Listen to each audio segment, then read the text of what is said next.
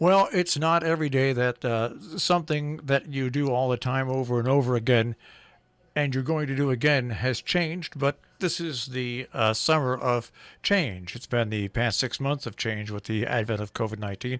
Going to welcome back a couple of guests for the first time since this all started developing, talking about the Taconic Learning Center. First of all, Tom's Gruenwald. Tom, good morning. Nice to speak Good to you. Good morning to you, Marshall. And Larry, nice to speak to you, Larry Rand. Good morning, Marshall. All right, as I said in the opening here, obviously the opening for the fall term for the Taconic Learning Center is coming up, and obviously due to COVID-19, there are some differences, some changes, and some rules. So right off the top, why don't we talk about those?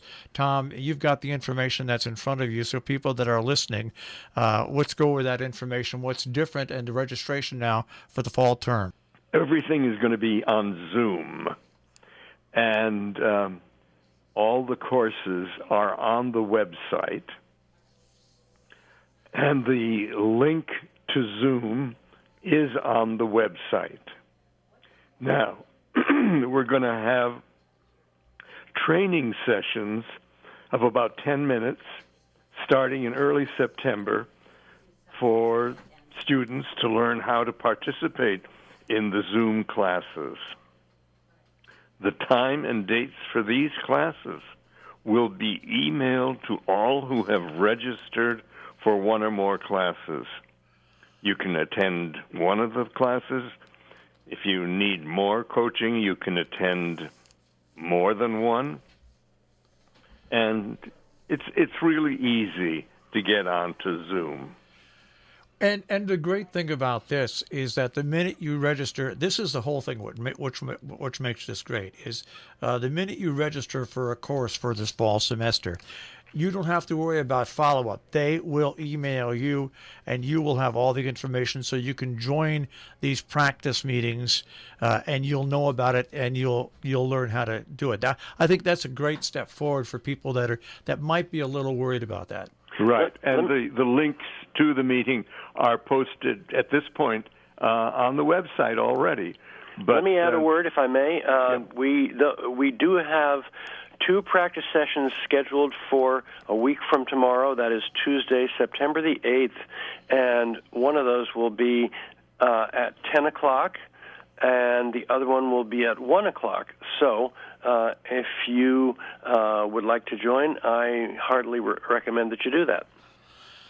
It's a little twist on things, but I think what I found out listening to the different libraries that offer the different Zoom presentations is that the participation really was quite successful. And once people got used to the technology and the way they have to deal with their computer speakers, that these Zoom meetings all work out really nice. And people might get a little spoiled, as a matter of fact, sitting in front of their computer at their home, going to these different courses. But let's get away from Zoom for just a second and talk about the courses, because these courses might be on Zoom, but you still have a full lineup of courses. Well, we've got 7 of them. Why don't you start, Larry? Okay, well, on Monday, this was the first one that will be held on Zoom. It's September the 14th, Monday at 10 o'clock. Dick Paddock will talk about post-industrial Northwest Connecticut, and he will explain a topic about our town that you may not be aware of. On Tuesday, let me introduce the instructor, Larry Rand, who's going to tell you about his class on Tuesday at 10 o'clock. Larry, this class just keeps getting better and better. Well, I have to thank the Supreme Court for that, and there were some surprise decisions that came out in this summer, and they involved, first of all, the LGBTQ community, and another one was involving the DACA program, and another one involved a Louisiana law restricting abortions. Now, those decisions did come out on the liberal side, but there were also a lot of conservative ones. So we have lots to go over, and my class will start at 10 o'clock on Tuesday, September the 15th. You know what's great about this course now? There's whenever a decision comes down from the Supreme Court, you hear people hollering on both sides of the fence. I think what's great about your course, if people had taken this course a couple of times ahead of time, you'd really understand the intricacies and the pressures that go upon a Supreme Court justice. So for people that look at these Supreme Court rulings, this is a must, even if you've never done this before and you want to learn a little bit about what goes into these decisions and what goes into the Supreme Court. I think that this is a topic that people should really gleam onto, because once again, everybody thinks they know a lot about the Supreme Court, but they don't really understand the technicality. So, Larry, you've got a hot one there. Thank you so much. And just one added word: I will be offering online during the course an opportunity to listen to the justices during oral argument in each case that we study, and that'll be a lot of fun. Okay, Tom, you want to explain the Shakespeare course? Tuesday at 1 o'clock. If you've had enough politics from Larry, you can continue with politics in Shakespeare, Robert Rumsey's class, and he's dealing with the Henry IV plays, parts 1 and 2, and Henry V. And, yeah, we think about them and we think about Falstaff, but really the core of those plays is the political situation and who's fighting whom and who wins. So that should be, well, relevant, let's put it that way. On Wednesday at 10 a.m., starting on September the 16th, Linda Nyberg, who has not taught with us before, but has taught literature courses in schools and colleges, will offer a course on monsters in 19th century British literature. And this is going to be a fascinating course, and it's going to put the monsters in the literature into the broader context of the situation in 19th century British society.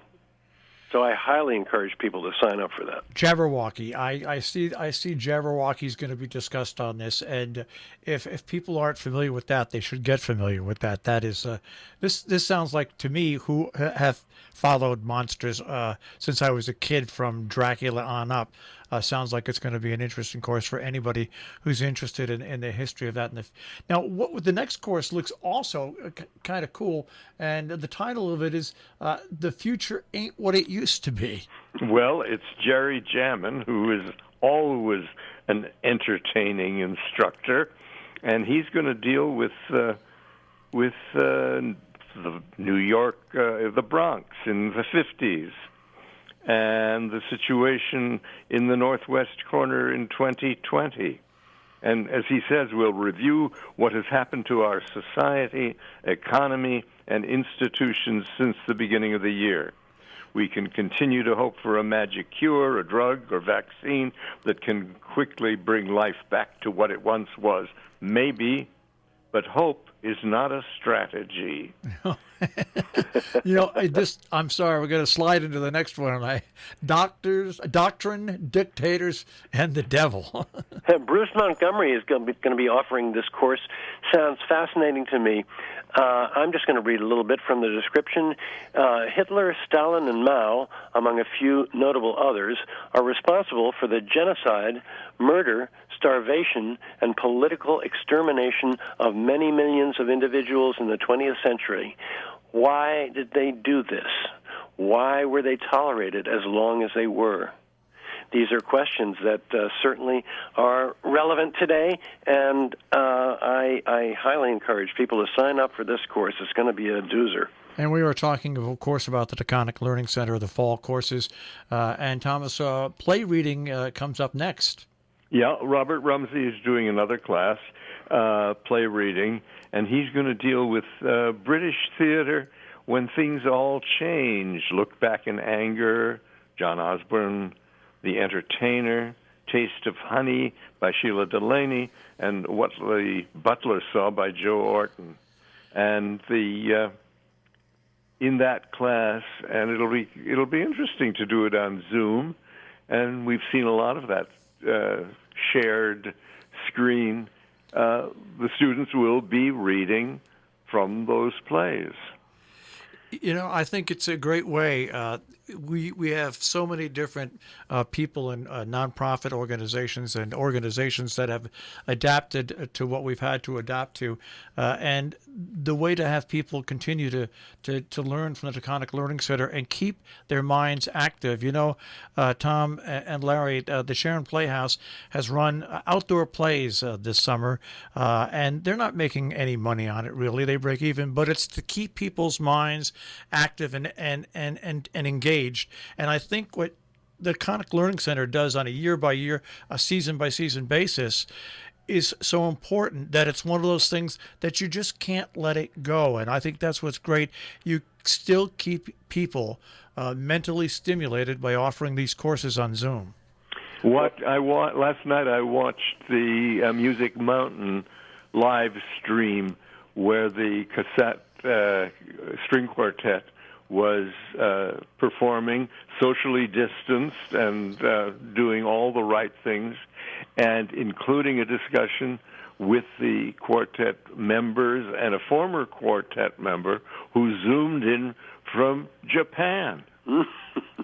So, I mean, and this is some of the great things. So, and you don't have to lose that neighbor-to-neighbor contact. You don't have to lose, once again, the ability to go to these courses and to learn from these courses and to just basically enrich your life because, once again, I want to get back to the fact that these are going to be on Zoom. And once again, Tom, mention once again that people that are a little worried about this, they'll be getting an email once they sign up for the course and once again go over those Zoom learning centers.